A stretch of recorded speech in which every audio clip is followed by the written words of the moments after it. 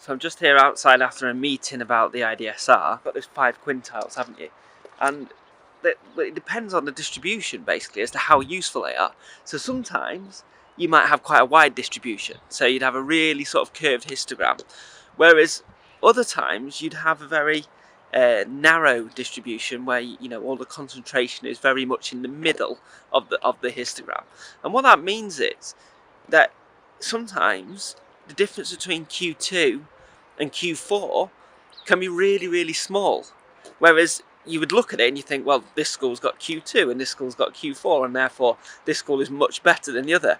Whereas actually, if the concentration of the figures, particularly when you're looking at the smaller number things, like where you're talking about with a filter almost, the difference between the two can be absolutely tiny. So just to give an example, here we have a histogram that's really wide, so a really fat distribution where it just covers the whole of the page basically.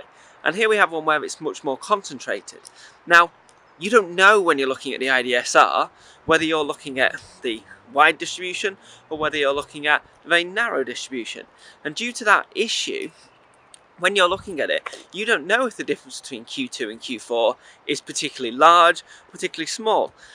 So when officers are looking at your IDSR and they are saying, well, you are Q2 for a certain thing and Q4 for something else, then actually those sectors may not be performing massively different. They could both be very, very close to the average. If you're at the top end of Q4 and the bottom end of Q2, your figures may not be massively different.